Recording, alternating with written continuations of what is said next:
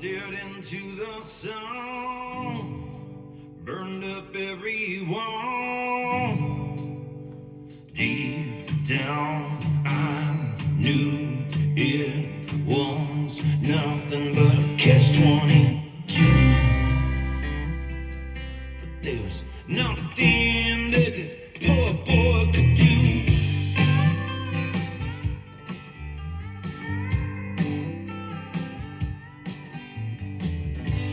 Seldom on the prowl, it happened anyhow. Hindsight says I wish I knew then what I know now.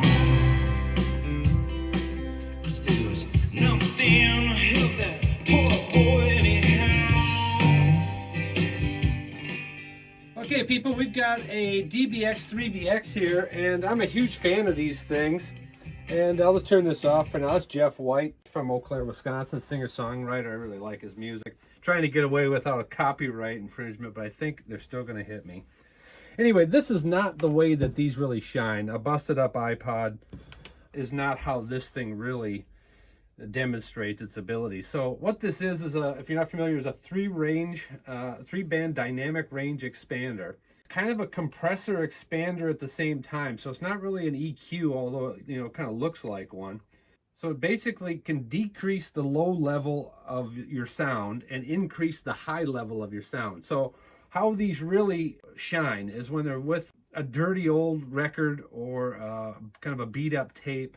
You can get below that sound, that the minimum threshold, where the minimum threshold exists, if that makes any sense. So anyway, you can clean up the sound of records, you can clean up old tapes with it. That's where they really come alive. So again, showing it with this is certainly not the way to go. I'm going to pull this off real quick and just show you my setup over here. And I'm not in a position to really demo this at the moment, but this is how I use mine, and that's with this old tape player I've got hooked up to, and it really cleans up the sound of these tapes. And I really, after when I first got it, I'm like, oh, kind of cool, dancing lights, we'll see what this thing does. It blows me away, and I can't live without it now. I really enjoy that thing, and it literally makes it sound so much better that I don't want to listen to my reel-to-reels without my dynamic range expander. So that's what we've got here. This one just went up on Reverb, and part of the reason for the video, because it's not a real great demo, I will admit that, because again, I'm not set up for a good demo, but this one's got a few peculiarities here, and I want to point those out to anybody that might be interested in this. It functions absolutely perfectly. However, the LEDs do not seem to respond quite right, and it's typically, there's a little IC that runs the LEDs. Now you can listen again, I'll play this, and you can hear that it's doing its job exactly as it should be. However, our LEDs are not quite operating exactly as they should be. So again, the machine is doing its job, but we shouldn't get all four lighting up at once. We should get kind of a random, based on the amount of sound you're getting. So the lights are not quite corresponding to the sound of the input. But again, it does exactly what it's supposed to do. Okay, I've got this machine open, so I'm gonna set up and we'll just see if I can do it real quick. I'm gonna move this down. I might cut that out. And I'm going to pause this and just shut it off so we don't, risk doing anything we don't want to here. But I've got this one unscrewed, so it's able to be taken apart really quickly. They're absolutely wonderful machines. I mean, they're just solid wood, and they're so well built. They're just beautiful.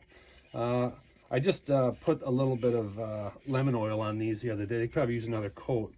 A little rubber here to hold this circuit board in. So now you just pull this top panel off, and it's a marvel of analog tech is what's going on in here.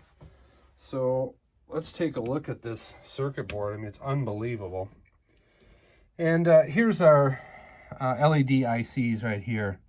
And those are the ones that tend to cause the issue with the lights, but again, it's totally functioning fine. There's a lot of mini pots in here. If a person really felt comfortable and wanted to do a lot of tweaking, you can really dial these things in. But this one sounds great the way it is. However, again, the lights are not responding exactly as they should be. Okay, anyway, that's a look at it, and I'm going to button it back up and get it listed. And again, I absolutely love these. It doesn't really show its potential with an iPod or an iPhone or something like that. You really are going to benefit with tapes and records with a machine like this. That's it. DBX 3BX Dynamic Range Expander.